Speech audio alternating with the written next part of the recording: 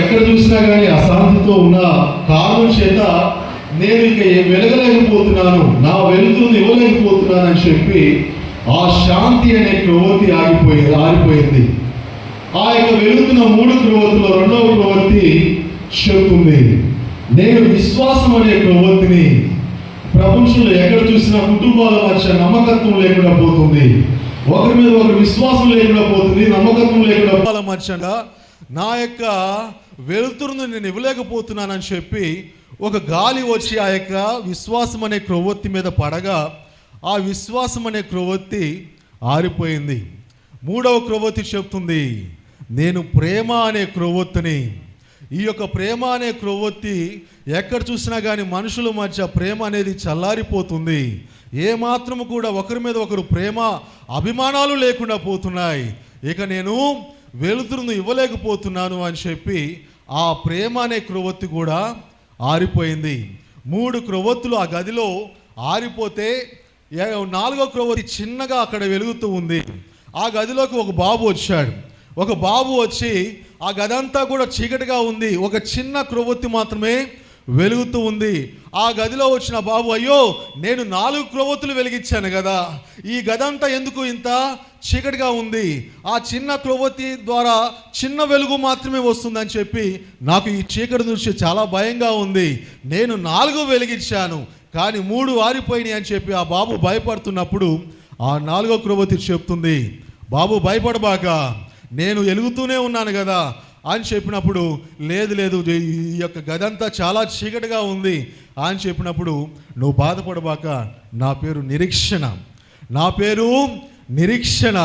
ఆ 3 క్రొవ్వొత్తులు ఆరిపోయాయని, ప్రేమ, శాంతి, ఆ విశ్వాసం అనే క్రొవ్వొత్తులు ఆరిపోయాయని భయపడబాక, నేను నిరీక్షణ అనే క్రొవ్వొత్తిని కాదా, నన్ను తీసుకొని ఆ 3టిని కూడా వెలిగించవచ్చు కనుక నన్ను తీసుకొని ఆ 3టిని కూడా వెలిగించు అని చెప్పినప్పుడు ఆ నిరీక్షణ అనే క్రొవ్వొత్తిని ఆ బాబు తీసుకొని ప్రేమ అనే క్రొవ్వొత్తిని, శాంతి అనే క్రొవ్వొత్తిని, విశ్వాసం అనే క్రొవ్వొత్తిని వెలిగించాడు.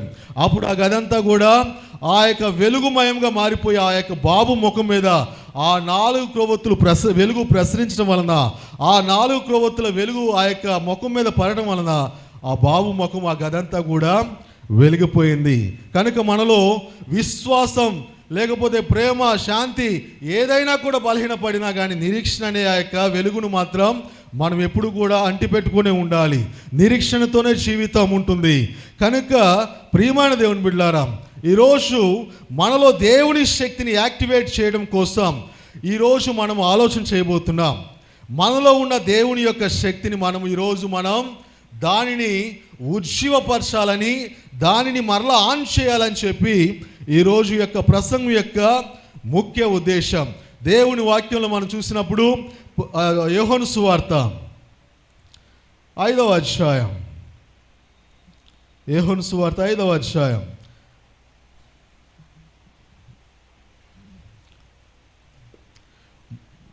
మొదటి నుంచి కొన్ని వాక్యాలు మనం చూసినప్పుడు, అటు తర్వాత యూదుల పండగ ఒకడు వచ్చాను కనుక యేసు యెరూషలేమునకు వెళ్ళాను. యెరూషలేములో గొర్రెల ద్వారం దగ్గర హెబ్రీ భాషలో బెతస్దా అనబడిన ఒక కోనేరు కలదు. దానికి 5 మంటపములు కలవు.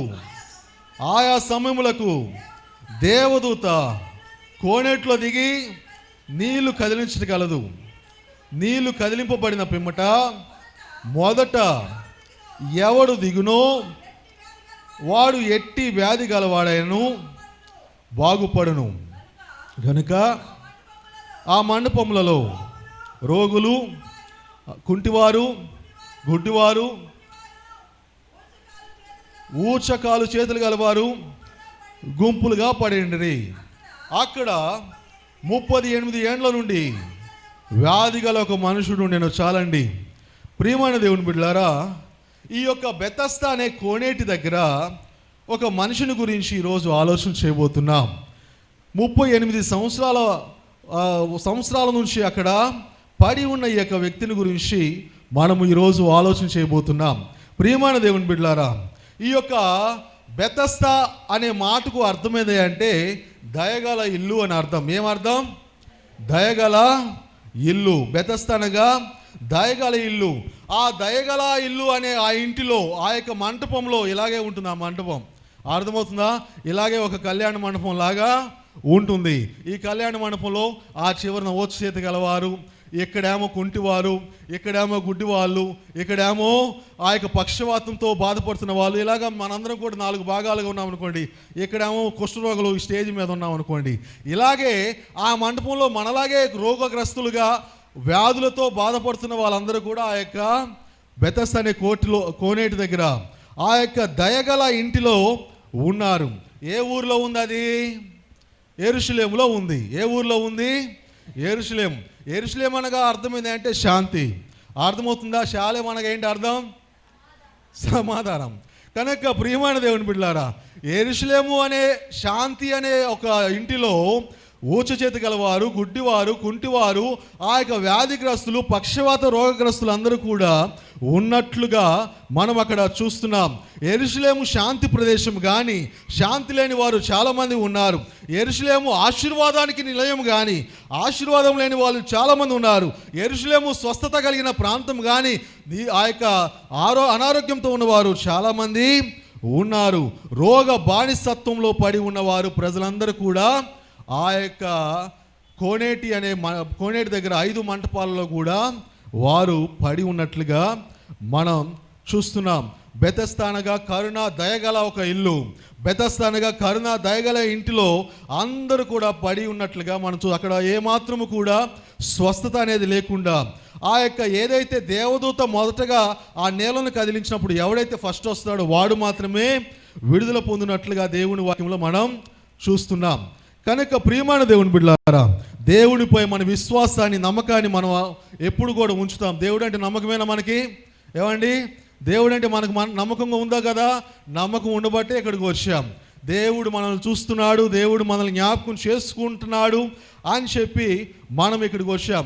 అయితే మనందరిలో కూడా కొన్ని బలహీనతలు అనేవి ఇలాగే వస్తూ ఉంటుంది. ఇలాంటి పరిస్థితి వస్తూ ఉంటుంది.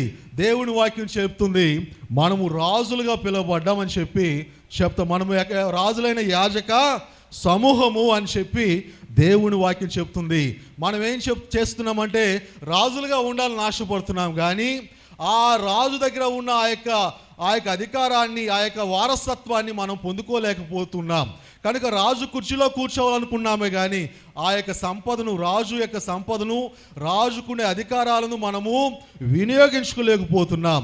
కనుక మనము రాజుగా కూర్చుంటున్నాం, కానీ వారసత్వంతో వచ్చే ఆ యొక్క హక్కులను, ఆ యొక్క అధికారాలను మనము పాటించలేకపోతున్నాం. కనుక మన ఆస్తిని కలిగి ఉండడానికి ఎటువంటి మనము ఆ యొక్క చర్యలు తీసుకోలేకుండా జీవిస్తున్నాం. కనుక మనము దయా విమోచన, ఎందుకంటే మనము కరోనా సమయంలో మనకు ఎవరికైనా కరోనా వచ్చిందా? ఏమండి, ఎవరికైనా ఇక్కడ ఉన్న వాళ్ళకి కరోనా వచ్చిందా? మన శాలేం మందిరానికి కరోనా రాలేదు. ఎందుకంటే ఇక్కడ ప్రార్థన చేస్తున్నాం, ప్రభువా ఏ తెగులు నా గుడారానికి సమీపించకూడదు, ఏ ఒక కరోనా నా కుటుంబానికి రాకూడదు అని చెప్పి ఆ రోజుల్లో 2 సంవత్సరాల పాటు మన ఇంటి వారికి వచ్చింది, ఎదురింటి వాళ్ళకి వచ్చింది, పై ఇంటి వాళ్ళకి వచ్చింది, కానీ మనకు రాలేదు. కారణం ఏంటి? ఈ శాలేం అనే శాంతి ఇంటిలో దేవుని యొక్క ప్రార్థన అనేది సమాధానపు ఇంట్లో ఉంది అని చెప్పి ఆ రోజు దేవుడు మన పట్ల దేవుడు నిజాయితీగా నిరూపించాడు. అర్థమవుతుందా? తన యొక్క నమ్మకత్వాన్ని దేవుడు మన ఎడల వెల్లడి చేసిన ఆ యొక్క కరోనా కాలంలో దాటుకొని వచ్చి ఈరోజు మనం దేవుని సన్నిధిలో ఉన్నాం. కనుక మనము ఈ యొక్క దేవుని యొక్క దయ లేకపోతే విమోచన స్థలంలో మనము జీవిస్తున్నాం. మన పరిస్థితులన్నీ కూడా దిగజారిపోయిన స్థితిగతుల మధ్య ఇప్పటికీ మనము బంధింపబడి జీవిస్తూ ఉన్నాం. కనుక బంధించబడలేదు, నేను బాగున్నాను అనుకోవడం అది చాలా అబద్ధం. అర్థమవుతుందా? నేనైనా మనమైనా ఏదో ఒక పరిస్థితుల్లో బాధపడుతుంటాం, కష్టాల్లో ఉంటాం, బంధించబడుతుంటాం, విడిపించబడట్లేకపోతున్నానే, నేను బయటికి రాలేకపోతున్నానే అని మనము అనుకోని రోజులు చాలా చాలా తక్కువ ఉంటాయి. అనుకుంటూనే ఉంటాం, రోజు అనుకుంటూ ఉంటాం, నా పరిస్థితి ఇదేనా, నా స్థితిగతులు ఇదేనా, నా జీవితం ఇదేనా అని చెప్పి అనుకుంటూ ఉంటాం.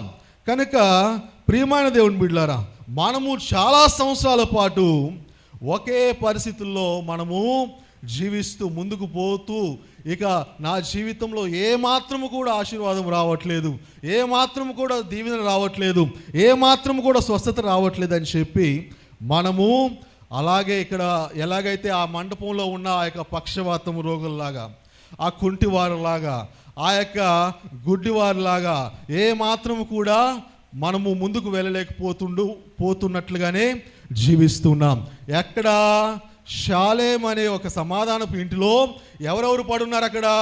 కుంటివారు, గుడ్డివారు, ఆ యొక్క ఓచ చేతులు గలవారు, పక్షవాతంతో జీవిస్తున్న వారు, ముందుకు కదలలేక ఏదైనా ఆరాధించనన్నప్పుడు ఆరాధన చేస్తున్నాం, ప్రార్థించనన్నప్పుడు ప్రార్థన చేస్తున్నాం, కానీ మనలో ఆ యొక్క నిరాశ, నిస్సత్తువ, ఏంటి ఇలాగ జరుగుతుందనే పరిస్థితులన్నీ కూడా మనము ఆలోచన చేస్తూనే ఉన్నాం. కనుక ప్రియమైన దేవుని బిడ్డలారా, 2-3 వచనాలు చూసినప్పుడు ఆ యొక్క యెరూషలేము అనే ఊరిలో దయగల ఇంటిలో రోగులు, గుడ్డివారు, కుంటివారు, పక్షవాతం కలిగిన వారు ఆ యొక్క నీటి కదలిక కోసం ఎదురు చూస్తూ ఉన్నారు. దేనికోసం ఎదురు చూస్తున్నారు? ఆ నీళ్లు ఎప్పుడు కదులుతాయో, ఆ నీళ్లు ఎప్పుడు కదులుతాయో మొట్టమొదటిగా నేను వెళ్ళి తాకాలా, నేను వెళ్ళాలా, నేనే ఆ నీటిని తాకాలని వారు ఏం చేస్తున్నారు? ఆ రోగగ్రస్తులందరూ కూడా ఎదురు చూస్తున్నారు. వారు నీటి కదలిక కోసం ఎదురు చూస్తున్నట్లుగా మనము కూడా ఈరోజు మనం ఎదురు చూస్తూ ఉన్నాం. ఎలాగ ఈ యొక్క జీవితాల్లో మనం జయం పొందాలా, నా కుటుంబాన్ని నేను ఎలాగ ముందుకు తీసుకొని పోవాలా, ఈ యొక్క అప్పు సమస్యల నుంచి నేను ఎలాగ విడుదల పొందాలా, ఈ యొక్క బాధ నుంచి, వేదన నుంచి, ఈ యొక్క కుటుంబ సమస్యల నుంచి ఎలాగా మనము పైకి రావాలని చెప్పి మనలో చాలామంది ఆ యొక్క ఎదురు చూస్తూ ఉన్నాం. ఎదురు చూడలేదు అనబాకండి, ఎదురు చూడట్లేదా? ఏమండి, ఇంకా ఇంకా ఇంకా ఇంకా ఇంకా మేలు కావాలని ఎదురు చూస్తూనే ఉన్నాం. కనుక ప్రియమైన దేవుని బిడ్డలారా, దేవునికి తమ జీవితం సంపూర్ణంగా ఇవ్వని వారు ఎలాగ ఎదురు చూస్తారంటే, దేవునికి సంపూర్ణంగా ఇవ్వలా. వాళ్ళు ఎలాగా చూస్తారంటే, ఆ అమ్మ దేవునికి సంపూర్ణంగా ఇచ్చింది కదా, ఆ అమ్మ సాక్ష్యం చెప్తున్నప్పుడు చూస్తూ ఉంటారు. ఓహో, దేవుడు ఇలాగా చేస్తాడా అని చెప్పి దేవునికి తమ జీవితాన్ని ఇవ్వని వాళ్ళు కూడా ఆ సాక్ష్యం ఏంటి, ఇలాగా చేస్తారా, ఈ అమ్మ జీవితం ఇలాగ జరిగిందా, ఆ యొక్క అన్న జీవితం ఇలాగ జరిగిందా అని ఎదురు చూస్తూ ఉంటారు. సంపూర్ణముగా సమర్పించబడిన వారి జీవితంలో ఎలాంటి కార్యాలైతే ఎదురు చూస్తున్నారో, ఓహో ఆ యొక్క మేలు చేశాడు, ఈ అక్కకి ఈ మేలు చేశాడు, నాకెందుకు ఇలాగ చేస్తున్నాడు అనే, ఇలాగ ఎందుకు దేవుడు అలాగ ఎందుకు చేయట్లేదు, నాకు ఆ యొక్క జీవితంలో చేసినట్లు దేవుడు నా జీవితంలో కూడా ఎందుకు చేయట్లేదని వారు కూడా ఎదురు చూస్తూ ఉన్నారు. కనుక జీవితంలో ధనం, బంగారం, వస్తు వాహనాలు, దానికై దేవుడు ఏదైనా చేస్తాడేమోనని ఎదురు చూసే వాళ్ళు చాలామంది ఉంటున్నారు. ఒక మంచి ఉద్యోగం కావాలని, మంచి ఎటువంటి ఆర్థిక పరిస్థితులన్నీ కూడా చక్కదిద్దాలని, మనం సమాజంలో తలెత్తుకోవాలా, ఎందుకంటే తలదించుకోని విధంగా ఉండకూడదు, అందరి మధ్య బాగుండాలి. ఇందాక భారతి గురించి చెప్పింది కదా, కనుక భారతి ఏమనుకుంది, నేను గౌరవ సమస్య అని చెప్పి ఏం చేసింది, తలెత్తుకోవాలా అని చెప్పినట్లుగా మనము తలెత్తుకోవడానికి చేస్తున్నట్లుగా అలాగా ఎదురు చూస్తూ ఉంటారు. కనుక ప్రియమైన దేవుని బిడ్డలారా, ఏ ఆశీర్వాదం, విడుదల, విమోచన లేకుండా మనము ఏం చేస్తున్నామంటే ఇలాగ ఎదురు చూస్తూనే ఉన్నాం. కనుక అనేక సార్లు అనిపిస్తుంది, ఒకదాని తర్వాత ఒకటి మనకి దేవుడు అన్ని మేలు చేస్తుంటాడు, దేవుడు అనేక కార్యాలు చేస్తుంటాడు. చిన్నప్పుడు నేను నడుచుకుంటూ వెళ్తుంటే కాళ్ళు నొప్పులు వచ్చాయి. అప్పుడు అనుకున్నాను, సైకిల్ మీద వెళ్తున్న వాళ్ళని చూసి సైకిల్ ఉంటే బాగుండు కదా అనుకున్నాం. సైకిల్ దేవుడు ఇచ్చాడు. సైకిల్ దేవుడు ఇచ్చిన తర్వాత సైకిల్ తొక్కుతుంటే కొండెక్కలేకపోతున్నాను, తొక్కలేకపోతున్నాను. ఆ యొక్క బైక్ ఇస్తే బాగుండు కదా అని ఎదురు చూశాను, దేవుని దగ్గర నుంచి ఎదురు చూశాను. దేవుడు బైక్ ఇచ్చాడు కదా, అది ఇచ్చాడు కదా, ఇది ఇచ్చాడు కదా అని చెప్పినప్పుడు ఈసారి కారు కూడా ఇవ్వాలి కదా, ఎందుకంటే 4-3 పిల్లకాయలు అయ్యారు, అందరం ఒకే బైక్లో పోలేకపోతున్నాం కదా అని.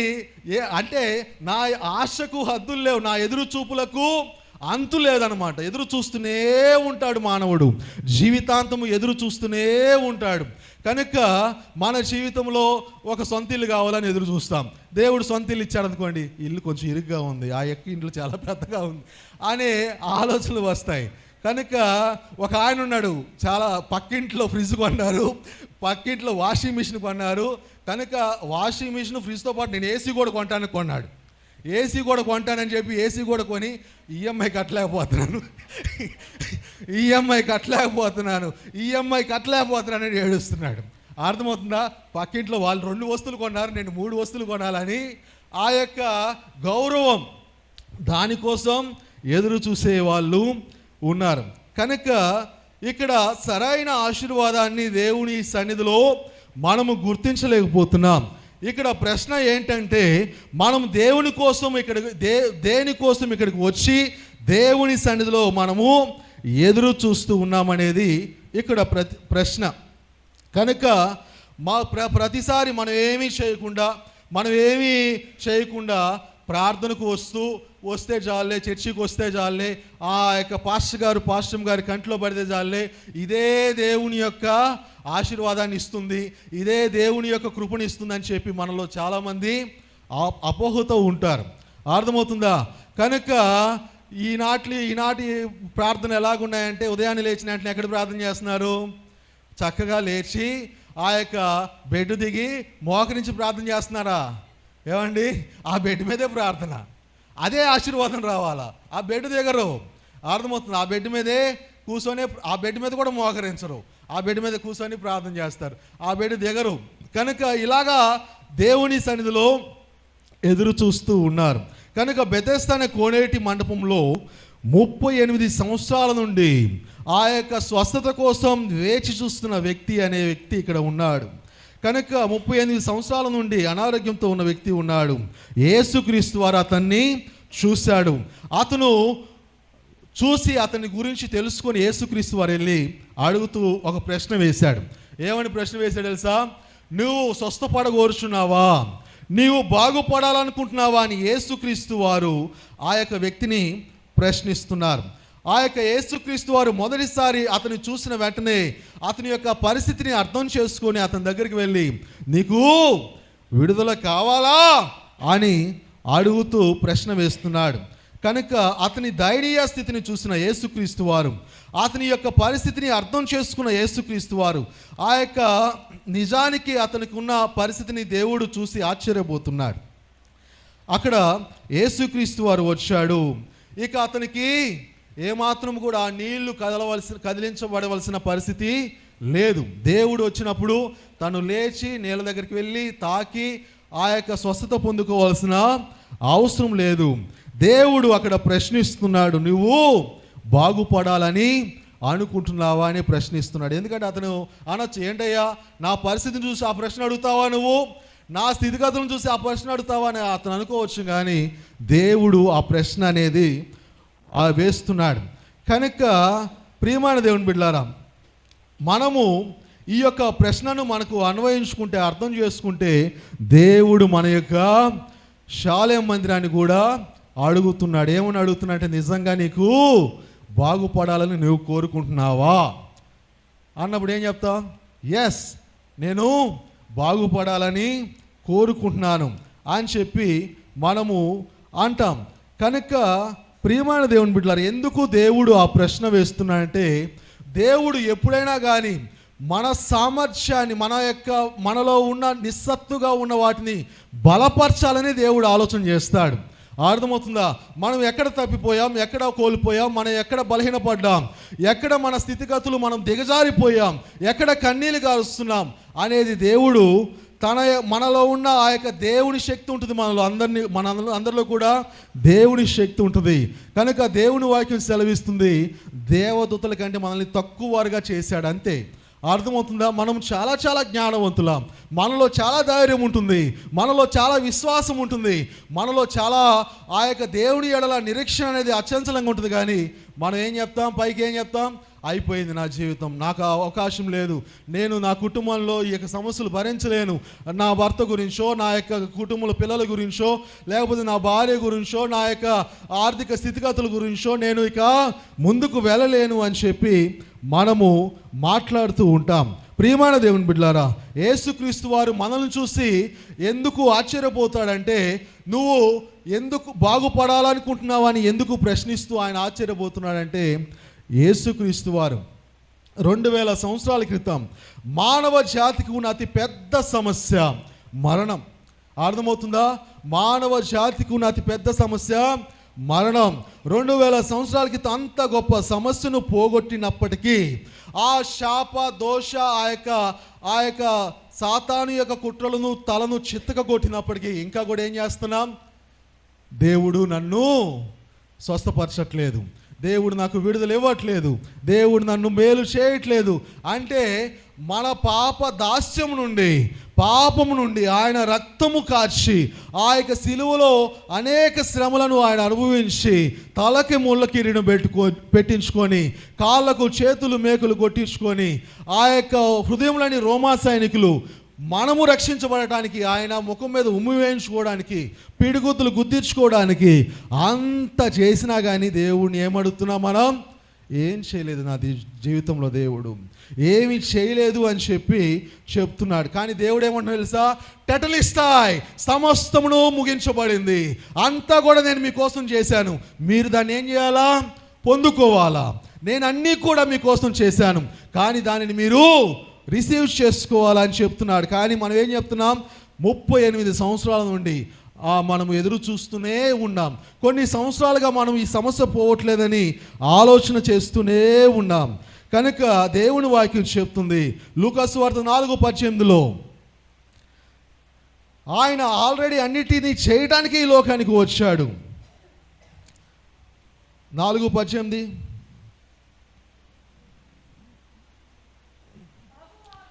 ప్రభు ఆత్మ నా మీద ఉన్నది, పేదలకు సువార్త ప్రకటించుటకును ఆయన నన్ను అభిషేకించును, చెరలో ఉన్న వారికి విడుదల, గురుడి వారికి చూపు కలుగునని ప్రకటించుటకును, నలిగిన వారిని విడిపించుటకును, ప్రభు హిత వస్త్రము ప్రకటించుటకును ఆయన నన్ను పంపాడు. కనుక చెరపట్టిన వారిని విడిపిస్తాను, నలిగిన వారికి వెలుగునిస్తాను, చీకట్లో అంధకారంలో ఉన్న వారికి వెలుగును ప్రసాదిస్తాను.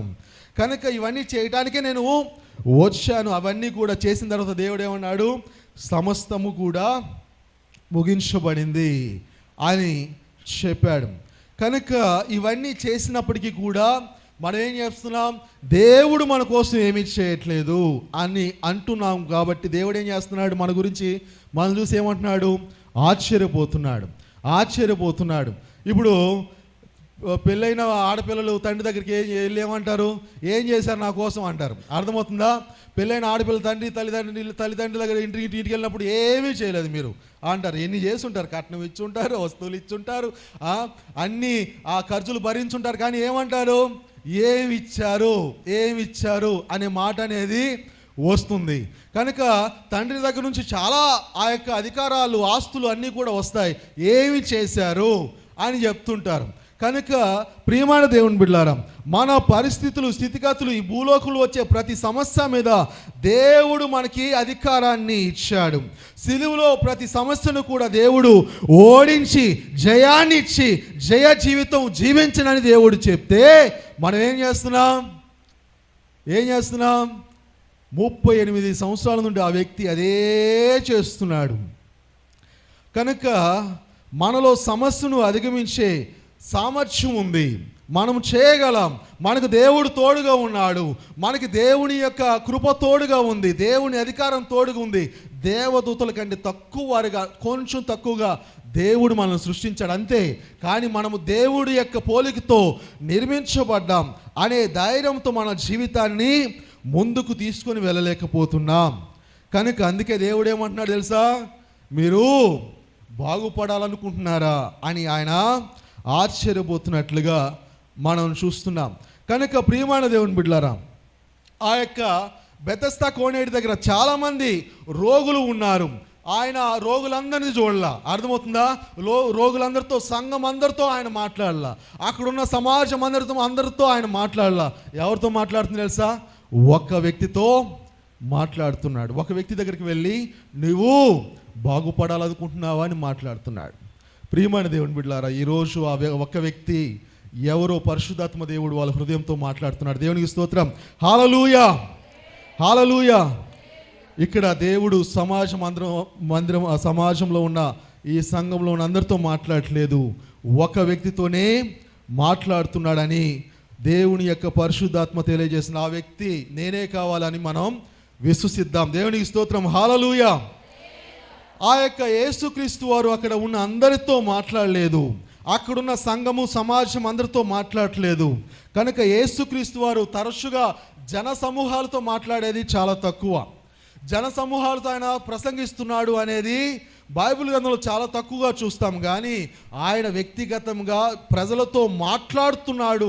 వ్యక్తిగతంగా సమరయునితో కావచ్చు, నికోదేముతో కావచ్చు, ఈ యొక్క వ్యాధిగ్రస్తులతో కావచ్చు, భర్తిమయ్యతో కావచ్చు, అందరితో కూడా ఒక్కొక్కరితో దేవుడు మాట్లాడుతూ ఉంటాడు.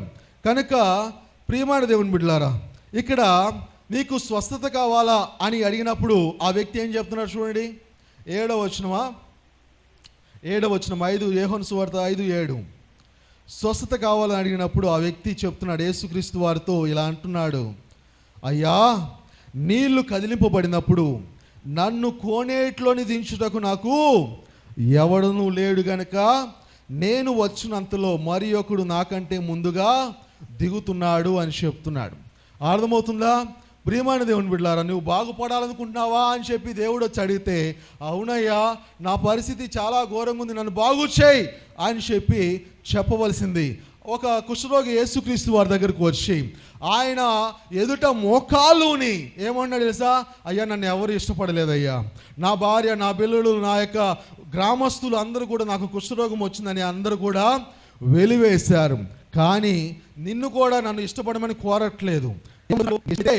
నీకు చిత్తమైతే నన్ను బాగు చేయగలవయ్యా, నన్ను చేయగలవు, ఎందుకంటే నీకు ఆ శక్తి ఉంది, నీకు ఆ యొక్క బలం ఉంది, నన్ను బాగు చేయగలవు అని చెప్తున్నాడు. కానీ ఈ వ్యక్తి ఏమంటున్నాడు? నువ్వు బాగుపడాలనుకున్నావు అని అడుగుతున్నాడు. యేసుక్రీస్తు వారు అడుగుతున్నప్పుడు ఏమని చెప్తున్నాడు? సాకులు చెప్తున్నాడు. ఏమని చెప్తున్నాడు? సాకులు. ఏం సాకులు? ఉదయం ప్రతిరోజు ఎదురు చూస్తున్నాను, 38 సంవత్సరాల నుండి నేను ఎదురు చూస్తున్నాను. 38 సంవత్సరాలు ఇంటూ 365 రోజుల్లో క్యాలిక్యులేట్ చేస్తే ఎన్ని సంవత్సరాలు వస్తాయి? ఎన్ని రోజులు వస్తాయి? 13,870 రోజులు వస్తాయి. అంటే రోజుకి ఒక వ్యక్తి స్వస్థత పొందుతున్నాడు అనుకోండి. ఎవరైతే ముందుగా వెళ్ళి ఆ నేలను తాకుతారో వాళ్ళు బాగుపడుతున్నారు. రోజుకు ఒక వ్యక్తి చొప్పున 13,870 మంది స్వస్థత పొందుతూ ఉన్నారు. కానీ ఈ వ్యక్తి మాత్రం స్వస్థత పొందలేకపోతున్నాను. రోజుకి ఒక వ్యక్తి పోతున్నాడు, విడుదల పొంది సంతోషంతో గంతులు వేసి వస్తున్నాడు. కానీ 13,870 మంది స్వస్థత పొందారు, కానీ ఈ వ్యక్తి అక్కడ ఏమాత్రం కూడా విడుదల పొందకుండా ఉన్నాడు. ఎందుకంటే అతను ఎక్కడున్నాడు? ఆ మండపం కింద ఉన్నాడు, ఆ మండపంలో ఉన్నాడు, ఆ యొక్క మండపంలో ఉన్నాడు. అతనికి ఆహారం దొరుకుతుంది, నీళ్లు దొరుకుతుంది, ఉండటానికి ఆ యొక్క ఆశ్రయం అనేది దొరుకుతుంది. ఆ కింద ఏముంది? అతను ఎక్కడ కూర్చొని అంటే ఒక బెడ్ మీద కూర్చొని ఉన్నాడు, ఒక బెడ్ మీద కదలక అక్కడే కూర్చొని ఉన్నాడు. కనుక ప్రియమైన దేవుని బిడ్డలారా, త్రాగడానికి నీళ్లు ఉన్నాయి, పడుకోవడానికి బెడ్ ఉంది, అతను ఉండడానికి చోటు ఉంది. కనుక అతను లేచి నేలను తాకి స్వస్థత పొందడానికి అతను వల్ల కావట్లేదు. అన్ని వనరులన్నీ కూడా ఆ యొక్క శరీరానికి సంబంధించిన అన్నీ కూడా సమకూర్చబడుతున్నాయి, కానీ అతను ఏమాత్రము కూడా కదలలేని స్థితిలో ఉన్నాడు. కనుక ప్రియమైన దేవుని బిడ్డలారా, అతను మొదట తన జీవితంలో అన్నీ సమకూర్చబడుతున్నాయి, కానీ అతను ఏమంటున్నాడు? యేసుక్రీస్తు వారితో నాకు ఎవడూ లేడు తోడు రావటానికి, నాకు ఎవడూ లేడు సహాయం చేయడానికి, నన్ను ఆదుకోవడానికి, నా యొక్క బాధను పంచుకోవడానికి, నా బాధలో తోడుండటానికి ఎవరు లేరు అని చెప్పి యేసుక్రీస్తు వారితో చెప్తూ ఉన్నారు. ప్రియమైన దేవుని బిడ్డలారా, ఏంటి నీ పరిస్థితికి ఇలాగా దిగజారిపోయిందంటే అందరూ నన్ను చేయి విడిచిపెట్టారు అంటాం. ఏమంటాం? అందరూ నన్ను చేయి విడిచిపెట్టారు, ఎవరు నాకు తోడు లేరు, ఒంటరిగా ఉన్నాను, ఎవరు తోడుగా లేరు. అనేకసార్లు మనం సాక్ష్యం చెప్తాం. ఏమని చెప్తాం? నాకు ఎవరు లేరు అని చెప్పి చెప్తాం. ప్రియమైన దేవుని బిడ్డలారా, ఇతరులను మనము నిందించటానికి వాళ్ళు సహాయం చేయట్లేదు. మా అమ్మ, నాన్న, అక్క, మా చెల్లెలు, ఆ యొక్క తమ్ముడు ఎవరు కూడా సహాయం చేయడానికి నాకు లేరు అని చెప్పి మన సోమరితనమును ఇతరులపై నెట్టడానికి, నా తప్పు ఏమీ లేదు అని చెప్పడానికి మనం ప్రతిరోజు కూడా ప్రయత్నిస్తూనే ఉంటాం. కనుక నాకు ఆ యొక్క రోజు వాడు తోడుగా వచ్చి నాకు ఎగ్జామ్ హాల్ దగ్గర తోడుగా వచ్చి ఆ ఎగ్జామ్ రాయించుంటే బాగుండేది, ఉద్యోగం వచ్చి ఉండేది. సచ్చినోడు, దుర్మార్గుడు, ఆ రోజు రాలేదు. ఆ రోజు నేను నిన్ను అడిగానా, 20,000 అడిగానా, నువ్వు ఇచ్చుంటే పోయిండేదా? ఆ యొక్క 20,000 ఇన్నందుకు చూడు ఎంత పెద్ద గొడవ జరుగుతుందో అని చెప్పి మనకున్న సమస్యను ఆ యొక్క ఇతరులను నిందించడానికి, ఆ రోజు నువ్వు అలాగా చేయలేదు, ఈరోజు ఇలాగా చేయలేదు, ఆ రోజు నేను ఇలాగ నువ్వు చేయకపోవటం వలన నాకు ఈ గతి వచ్చింది అని చెప్పి ఈ యొక్క వ్యక్తి చెప్తున్నట్లుగానే మనం ఏం చెప్తున్నాం? సాకులు చెప్తూ ఉన్నాం. ఆటో దొరకలేదు, ఏమని చర్చి విషయానికి వస్తే ఏం చెప్తాం? ఆ ఆటో దొరకలేదు, ఆ పిల్ల రెడీ కాలేదు, ఆ పిల్ల రెడీ కాలేదు, వాడు ఇలాగా రెడీ కాలేదు, లేట్ అయిపోయిందని చెప్పి చాలా సాకులు అనేది ఆ వ్యక్తి చెప్పినట్లుగానే మనము కూడా చెప్తూ ఉన్నాం. కనుక మన పరిస్థితికి ప్రధాన కారణము వాళ్ళు వీళ్ళు అని చెప్పి చెప్తూ, ఆదాము కూడా ఏం చెప్పాడు? నా పరిస్థితి కారణం నేను కాదు, హవ్వ అని చెప్పాడు.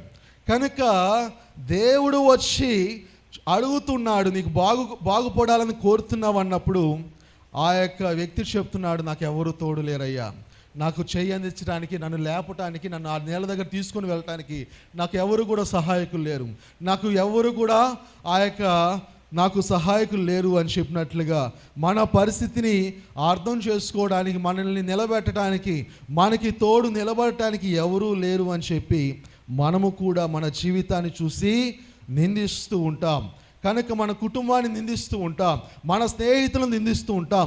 మనము చివరికి ఆ యొక్క ప్రభుత్వాలు ఎవరో తెలియదు, ప్రభుత్వాలు పరిపాలించే వాళ్ళు, మన పేరు తెలియకపోయినా ఆ యొక్క ప్రభుత్వాలను కూడా మనము నిందిస్తూ ఉంటాం. కనుక ప్రియమైన దేవుని బిడ్డలారా, 9వ వచనంలో అక్కడ మనం చూసినప్పుడు యేసుక్రీస్తు వారు చెప్తున్నాడు, లేచి నీ పరుపెత్తుకొని నడుమని చెప్పాడు. వెంటనే ఆ వ్యక్తి స్వస్థత నొంది నడిచాడు. కనుక ప్రియమైన దేవుని బిడ్డలారా, యేసుక్రీస్తు వారు అతని యొక్క పరిస్థితిని, తన పరిస్థితిని యేసుక్రీస్తు వారు చెప్తున్నారు, నాకు ఎవరు సహాయకులు లేరని చెప్పినప్పుడు అన్నీ ఏమనాలా? యేసుక్రీస్తు వారు ఏమనాలా? రేయ్యా, నేను తీసుకెళ్ళి నీటి దగ్గర నిన్ను దించుతాను, లేకపోతే నిన్ను పైకి లేపుతాను, చెయ్యి అందించు అని చెప్పి చెయ్యి పట్టుకోవాలా, పైకి లేపాలా, బలపరచాలా అని అతను ఎదురు చూస్తున్నాడు. ఆ వచ్చిన ఆయన నాకు సహాయం చేస్తాడేమో, ఆ నీటి దగ్గర తీసుకుని పోతాడేమో అని చెప్పి సహాయం చేస్తాడేమో అని అనుకున్నాడు. కనుక యేసుక్రీస్తు వారు నీటిలో దిగడానికి సహాయం చేయలేదు. అతనికి కావలసిన డబ్బు, లేకపోతే రేపు ఉదయాన్నే రెడీగా ఉండు, నేను వచ్చి నేల దగ్గర తీసుకుని వెళ్తానని యేసుక్రీస్తు వారు చెప్పలేదు. యేసుక్రీస్తు వారు తనలో ఉన్న నిస్సత్తువ, నిరాశతో మాట్లాడుతున్నాడు. ఆ యొక్క వ్యాధిగ్రస్తుడి యొక్క నిస్సత్తువ, నిరాశ ఏంటంటే, నేను లేయలేను, నిలబడలేను, నేను ముందుకు కదలలేను, నాకు సహాయకులు ఎవరు లేరు, నా జీవితం అంతా కూడా ఇలాగ ఉండవలసిందే అని చెప్పి అతను అనుకుంటున్నప్పుడు యేసుక్రీస్తు వారు అతనిలో ఉన్న నిస్సత్తువతో మాట్లాడుతున్నాడు, నిరాశతో మాట్లాడుతున్నాడు, బలహీనతో మాట్లాడుతున్నాడు. ఆ మనిషిలో నా వల్ల కాదు, నాకు జీవితము ఇక ఇంతే, నా జీవితం బాగుపడదు అని చెప్పి, నిలవలేను, నడవలేను అని చెప్పి అంటూ ఉన్నాడు. కనుక దేవుని వాక్యం మనకు చెప్తుంది, ఫిలిప్పీయులకు రాసిన పత్రిక 4:13, ఎప్పుడైనా నేను బలహీనంగా ఉన్నప్పుడు, ఎప్పుడైనా నేను బలహీనంగా కనబడుతున్నప్పుడు, నా యొక్క జీవితం అంతా చీకటి కమ్ముకుంది అనుకున్నప్పుడు ఈ వాక్యము మనల్ని చాలా బలపరుస్తుంది. 4:13లో నన్ను బలపరచు క్రీస్తు యందే నేను సమస్తమును చేయగలను. దేవునికి స్తోత్రం, హల్లెలూయా. ఆ మనిషిలో ఉన్న నిద్రపోతున్న ఆ యొక్క నిరీక్షణను దేవుడు తట్టి లేపుతున్నాడు. ఆ మనిషిలో ఉన్న ఆ యొక్క నిరాశను తీసివేసి ఆ మనిషిని ధైర్యపరచడానికి దేవుడు అతని యొక్క నిరాశతో దేవుడు మాట్లాడుతున్నాడు. ఏమని మాట్లాడుతూ తెలుసా? నీ పరుపు ఎత్తుకో, లేచి నిలబడు, లేచి నీ పరుపు ఎత్తుకో. అర్థమవుతుందా? కనుక యేసుక్రీస్తు వారు వెళ్ళి ఆ పరుపు మోయలేదు, తీయలేదు, చేయి పట్టలేదు. కానీ ఎవరు లేరు అనుకుంటున్నా అతనితో ఏమన్నాడంటే, నీలో ఉన్న శక్తి ఒకటి ఉంది అని చెప్పి దేవుడు గమనిస్తూ ఉన్నాడు. కనుక ప్రియమైన దేవుని బిడ్డలారా, మనలో ఒక శక్తి ఉంది. ఆ దైవిక శక్తిని మనం గుర్తించలేకపోతున్నాం. మనలో నిరాశతో నింపబడినప్పుడు చావే శరణ్యం అనుకున్న సందర్భంలో అనేక సందర్భాలు వచ్చి ఉంటాయి. చచ్చిపోతే బాగుండు, జీవితంలో ఇలాంటి శ్రమ ఇంకొకరికి రాదు, నేను అనుభవిస్తున్నాను, చావొస్తే బాగుండు, ఆ ఫ్యాన్ని చూస్తూ ఉంటాం. ఆ యొక్క రోడ్డు మీద వెళ్తున్నప్పుడు ఏ బస్ అన్నా మనకి తెలియకుండా గుద్దితే బాగుండు అనుకునే ప్రయత్నాలు కూడా, మన ఆలోచనలు కూడా మనకి వస్తూ ఉంటాయి. కనుక ప్రియమైన దేవుని బిడ్డలారా, ఎవరు సహాయకులు లేరు అని చెప్తున్నప్పుడు దేవుడు ఆ యొక్క నిస్సత్తువ కలిగిన వ్యక్తితో మాట్లాడుతూ, నీ పరుపు ఎత్తుకో, లేయ్యా నీ పరుపు మోస్తా, నిన్ను మోస్తా అని చెప్పలా. అర్థమవుతుందా?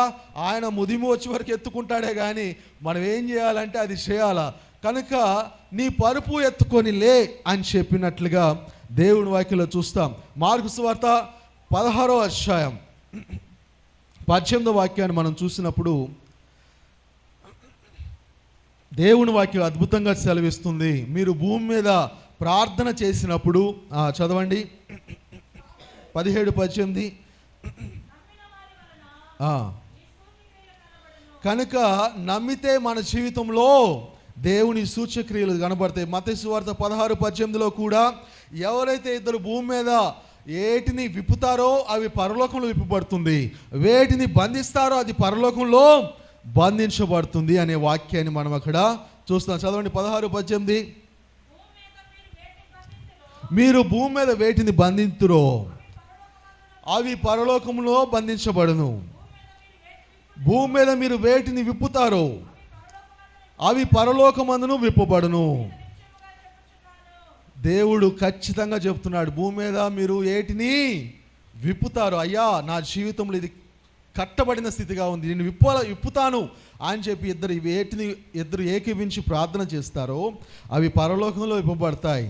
అయ్యా ఇది నాకు చాలా కష్టంగా ఉంది కనుక ఈ యొక్క సమస్యను బంధించండి, నా దగ్గర నుంచి దూరం చేయండి అన్నప్పుడు ఆ యొక్క సమస్య పరలోకంలో కూడా బంధించబడుతుంది. అప్పుడు మనము దైవిక శక్తితో నింపబడినప్పుడు, మన నోటిని క్రియలను దైవిక శక్తితో నింపబడినప్పుడు నిలబడతాం, మనము తలబడతాం, సాతాను తలను మనము చితక కొడతాం. కనుక నిరాశను మనం తొక్కి పెడతాం. కనుక ప్రియమైన దేవుని బిడ్డలారా, యేసుక్రీస్తు వారు చెప్తున్నాడు, నీ పరుపు తీయి అన్నాడు. అర్థమవుతుందా? నీ పరుపు ఏం చేయాలా? తీయమన్నాడు. అక్కడ పరుపు అంటే కంఫర్ట్ జోన్. ఆ పరుపు అంటే కంఫర్ట్ జోన్. ఎందుకంటే ఆ యొక్క పరుపు నుంచి అతను ముందుకు రావాలని అతనికి అనిపించట్లేదు, అది చాలా సౌకర్యవంతంగా ఉంది. కొన్నిసార్లు మన ఇంట్లో మనం ఎక్కడ కూర్చోవాలో, ఎక్కడ కూర్చుంటే సౌకర్యవంతంగా ఉంటుందో, ఎక్కడ పడుకుంటే సౌకర్యం ఉంటుందో అక్కడే పడుకుంటాం, అక్కడే కూర్చుంటాం. అక్కడ నుంచి లేయమంటే లేయం. అర్థమవుతుందా? అక్కడ కూర్చుంటే టీవీ చాలా చక్కగా కనపడుతుందని. అర్థమవుతుందా? కనుక దేవుని మందిరానికి వచ్చినప్పటికి కూడా ఏం చూస్తాం? మన కంఫర్ట్ చూసుకుంటాం. ఎందుకంటే అక్కడే కూర్చుంటాం, పోయిన వారం అక్కడే కూర్చుంటాం, ఈ వారం ఇక్కడే కూర్చున్నాం. ముందుకు వచ్చి కూర్చోవచ్చు కదా అని అనుకోం, ముందుకు రావచ్చు కదా, ముందుకు వెళ్ళొచ్చు కదా అని అనుకోం. ఎందుకంటే యాడుంది ఫ్యాన్, చల్లగా గాలి వస్తుంది, మంచి అక్కడ కూర్చుంటే చెమట పడతాయి. అంటే మనం ఏం చేస్తున్నాం? ఆ కంఫర్ట్ జోన్లోనే ఉండాలి. అది నాకు చాలా సౌకర్యవంతంగా ఉంది, అది చాలా బాగుంది అని చెప్తున్నప్పుడు దేవుడు ఏమంటున్నాడు? ఆ పరుపుది అన్నాడు. ఈ పరుపు బాగుంది, చాలా మంచిగా ఉంది. 38 సంవత్సరాల నుంచి అక్కడే ఉన్నాడు, అక్కడే తింటున్నాడు, అక్కడే నీళ్లు తాగడానికి అవకాశం ఉంది, వచ్చిపోయే వాళ్ళు డబ్బులు ఇస్తున్నారు, అంత కంఫర్ట్ జోన్ ఉంది.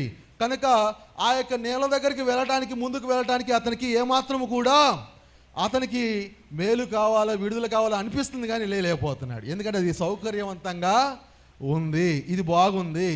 అంటే నా భర్త మారాలి, త్రాగుడు మానాలి, దీవెనకరంగా దేవుని మందిరాలకు రావాలనుకుంటారు, కానీ ఏమంటారు?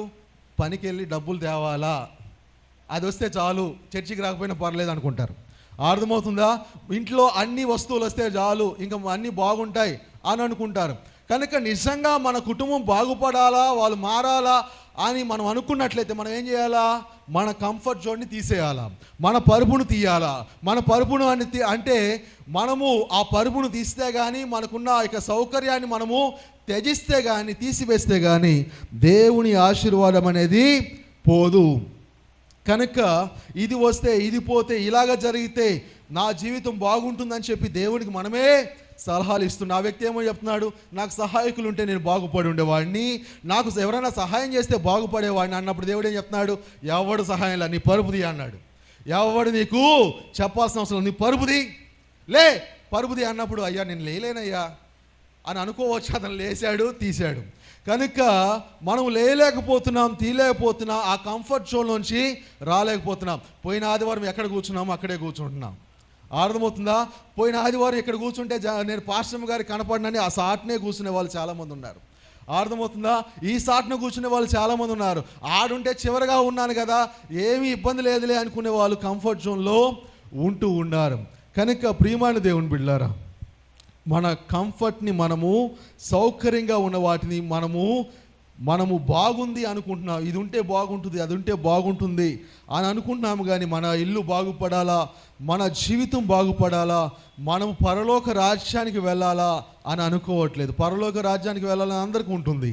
కానీ మనము సాయంత్రం వస్తే ఏమవుతుంది, ఆ యొక్క కొడుకు పిల్లమా ఇంకొక సీరియల్ ఉంటాయి కదా, చాలా సీరియల్ చూడకుండా ఉండలేకపోతున్నాం. అది చూడాల్సి వస్తుంది. మరలా దేవుని దగ్గరికి వచ్చి మనము ప్రార్థన అనేది చేస్తున్నాం. కనుక ఎలాగ పరలోక రాజ్యానికి మనం వెళ్ళగలం, ఎలాగా దేవునికి మనకు అనుకూలంగా జీవించడానికి మనము ప్రయత్నం అనేది చేయట్లేదు.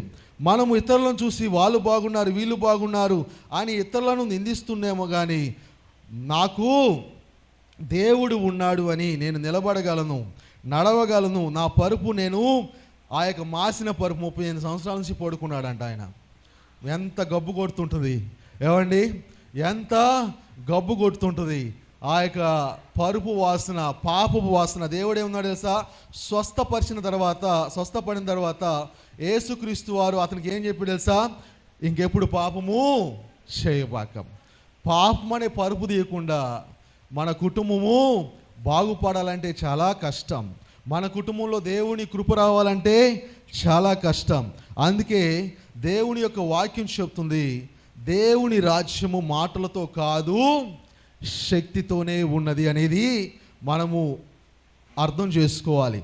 కనుక అతనిలో ఉన్న నిరాశతో దేవుడు చెప్తున్నాడు, నిస్సత్తుతో దేవుడు చెప్తున్నాడు, నువ్వు లే, నీ పరుపుది, ఆ మాసిందొద్దు, నువ్వు లే, నిలబడగలవు అని చెప్పి దేవుడు చేయబట్టలేదు. దేవుడు అతనికి సహాయం చేయలేదు. దేవుడు అతను తీసుకొని వెళ్ళి నీటి దగ్గరికి వెళ్ళి దింపలేదు. కనుక అతను 38 సంవత్సరాలుగా అతను బాధపడుతున్నాడు. ఆ బాధలో అతనికి దేవుడు ఒక నిరీక్షణ కలుగచేశాడు. దేవుని ముందు అలాగా లే అని చెప్పినప్పుడు అతను లేచి నిలబెట్టినట్లుగా మనం చూస్తూ ఉన్నాం. కనుక ప్రియమైన దేవుని బిడ్డలారా, ఒక బైబిల్ గ్రంథంలో ఒక పాస్టర్ గారు ఉన్నారు. ఆ పాస్టర్ గారు పాస్టర్ గారు చనిపోయారు.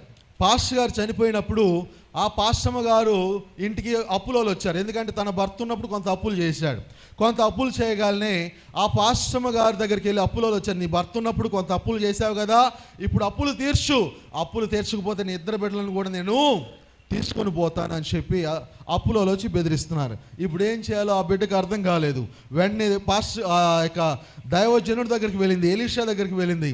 అయ్యగారు, నా ఇంట్లో ఒక అప్పుల వాళ్ళు వచ్చున్నారు, నా భర్త మీ దగ్గరే బైబిల్ ట్రైనింగ్ చేశాడు, పాస్టర్ గారుగా ఉన్నాడు, నాకు అప్పుల సమస్య ఉంది, నా ఇంట్లో నా పిల్లవాడిని తీసుకొని వెళ్ళటానికి వాళ్ళు వచ్చి ఉన్నారు అని చెప్పి ఎలీషా ప్రవక్తతో చెప్పగానే వెంటనే ఎలీషా అంటాడు, నీ దగ్గర ఏముంది అంటాడు.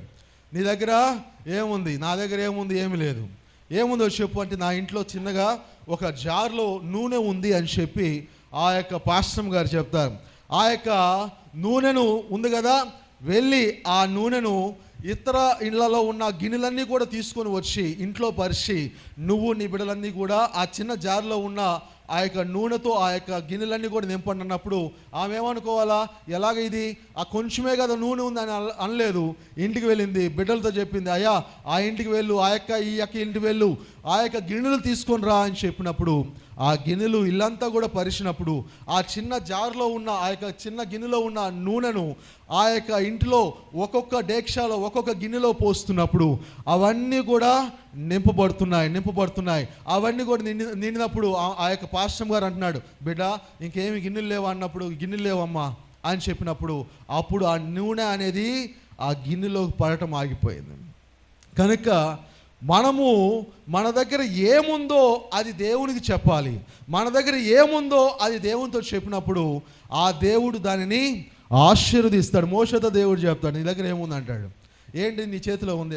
నా చేతిలో కర్ర అయ్యా, నా చేతిలో కర్ర ఉంది, లే ఆ కర్రను ఆ యొక్క దేవుని సన్నిధిలో నా ముందు పెట్టు అంటాడు. పెట్టినప్పుడు పెట్టాడు. పెట్టంగానే ఏమైపోయింది? ఆ యొక్క చెక్క, నిస్సత్తువుగా ఉన్న చెక్క జీవాన్ని సంతరించుకున్నట్లుగా దేవుని వాక్యంలో మనం చూస్తే ఏమైంది? అది పామైంది. కదిలే పామైంది. అది పామైందా ఇంకోటి అయిందని కాదు, కానీ ఒక కదిలించబడిన జీవాన్ని పొందుకున్నట్లుగా మనం చూస్తాం. మన జీవితాన్ని దేవుని సన్నిధిలో పెడుతున్నాం, మన జీవితాన్ని దేవుని దగ్గర తీసుకొని వస్తున్నాం. నిస్సత్తుగా ఉన్నాం. మన జీవితంలో నిరాశ ఉంది, నిస్సత్తు ఉంది, అన్ని సమస్యలు ఉన్నాయి, అప్పు సమస్యలు ఉన్నాయి, ఆర్థిక ఇబ్బందులు ఉన్నాయి. మనము ఆ కంఫర్ట్ జోన్లోనే ఉన్నాం. ఇక్కడ నుంచి నేను బయటికి రాకూడదు, ఇక్కడ నుంచి నేను నా వల్ల కావట్లేదు, ఇక్కడ నాకు దిక్కు లేదు అని అనుకున్నా. దేవుడు ఏమంటున్నాడు? లే, నీ పరుపు ఉంది, అది చాలా గబ్బు కొడుతుంది అంటున్నాడు. అర్థమవుతుందా? అది చాలా చండాలంగా ఉంది అంటున్నాడు. నాకెవరు సహాయకులు లేరే లేయటానికి అని అనకూడదు. కనుక దేవుడు చెప్పినప్పుడు నిశ్చయముగా మన జీవితాల్లో దేవుడు అద్భుతాన్ని చేస్తాడు.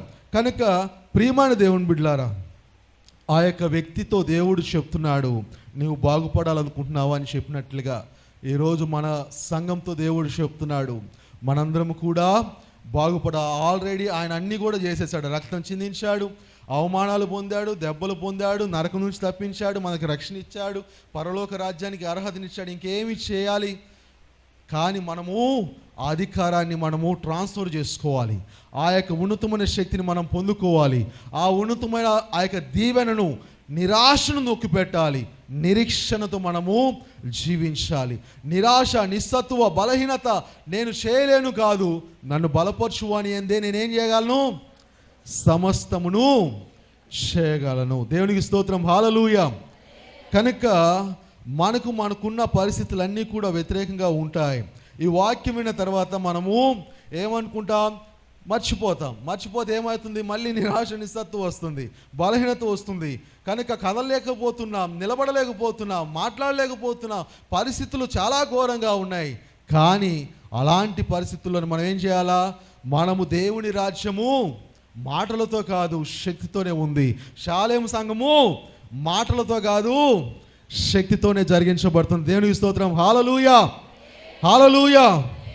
దేవుని శక్తి ఇక్కడ ఉంది కాబట్టి మనందరం ఇక్కడికి వచ్చి ఉన్నాం. కనుక పెద్ద మందిరాలలో దేవుడు ఉండడో మనకు తెలియదు, కానీ నిశ్చయంగా మన మధ్య ఆయన ఉన్నాడు. దేవునికి స్తోత్రం, హల్లెలూయా. కనుక మన జీవితంలో దేవుని రాజ్యం అనేది దేవుడు మనకి ఇచ్చాడు. ఆ రాజ్యం, మనం యాజక సమూహం, రాజులైన యాజకులం, రాజులుగా ఉన్నాం. కనుక ఆ యొక్క శక్తిని మనము పొందుకోవాలి. అందుకే దేవుడు మన షాలేం సంఘాన్ని చూసి ఆశ్చర్యపోతున్నాడు. ఎందుకు ఆశ్చర్యపోతున్నాడు? పరుపు తీలా, పాపాలు తీలా, పాపాలను ఇంకా చేస్తూనే ఉన్నాం, అబద్ధాలను ఇంకా ఆడుతూనే ఉన్నాం. దేవుడి మీద నమ్మకం ఉందనుకుంటున్నాము, కానీ మనుషుల మీద నమ్మకం పెట్టి ఉన్నాం. మనకు తెలుసు, రాజులు నమ్ముకుంటే కంటే యెహోవాను ఆశ్రయించడం మేలు, మనుషులు నమ్ముకుంటే యెహోవాను ఆశ్రయించడం మేలు అనుకున్నాం. వాడు చేయలేదు, ఈడు చేయలేదు, ఈడు చేయలేదు, ఆడొచ్చాడు, ఈడొచ్చాడు, ఆయమ్మ వచ్చింది, ఈ అమ్మ వచ్చింది, నాకు ఎవడు సహాయం లేడు అని ఏడుస్తూ ఉంటాం. కానీ ఏమంటున్నాడు? ముందు పరుపుది అంటున్నాడు దేవుడు. కనుక మన యొక్క డస్ట్ పట్టిన జీవితాన్ని మనము తీసి పక్కన పడేయాలి. లే, నీ పరుపు ఎత్తుకుని లే అంటున్నాడు. కనుక ప్రియమైన దేవుని బిడ్డలారా, దేవుని యొక్క శక్తితో మనం నడిపించబడాలి.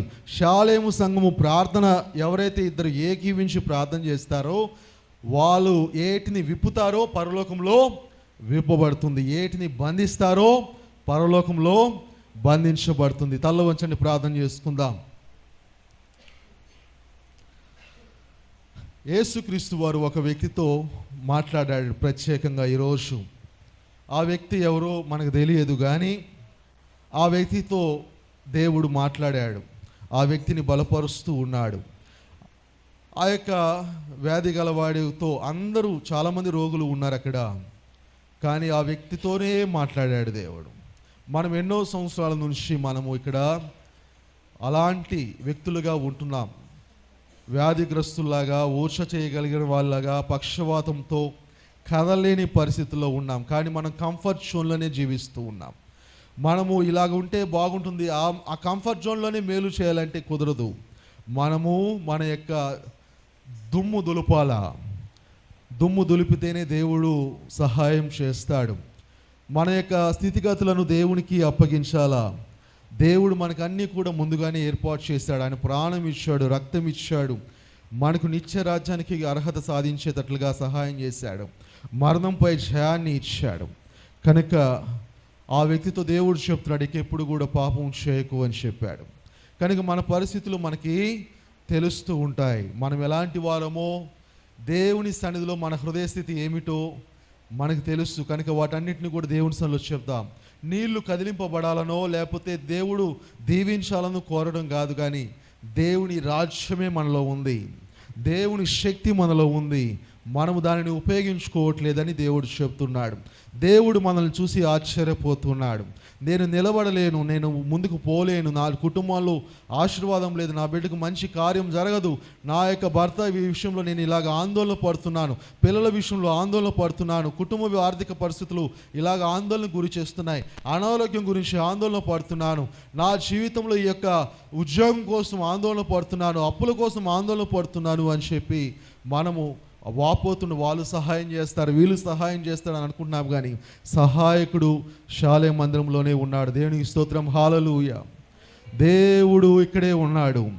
ఎక్కడ 2-3 చేరి నా నామములో కూడి ఉంటారో అక్కడ నేను ఉన్నానని మాట ఇచ్చిన దేవుడు. ప్రార్థన చేద్దాం. అందరూ కూడా ప్రార్థన చేయండి. నోర్లు తెరిచి, ప్రభువా నాయకున్న దేవుడు నీవు నాయన, నా యొక్క స్థితిగతులతో నాయన నేను మాట్లాడుతున్నాను, నా పరుపును నేను నాయన తీసివేస్తాను నాయన, నా యొక్క దుమ్మును దులుపుతాను ప్రభువా, నా విశ్వాసాన్ని పెంపొందించుకుంటాను, నా నమ్మకాన్ని విస్తరించుకుంటాను, నా నిరీక్షణను నాయన, నా నిరీక్షణనే క్రొవ్వొత్తి ఆరిపోలేదు నాయన. అయ్యా విశ్వాసం ఆరిపోయి ఉండవచ్చు, ఆ యొక్క ప్రేమ ఆరిపోయి ఉండవచ్చు, శాంతి ఆరిపోయి ఉండవచ్చు, కానీ నిరీక్షణ కొవ్వొత్తుతో మరలా 3 క్రొవ్వొత్తులను వెలిగిస్తాను ప్రభువా, నా జీవితాన్ని వెలిగిస్తాను అని చెప్పి దేవుడి సన్నిధిలో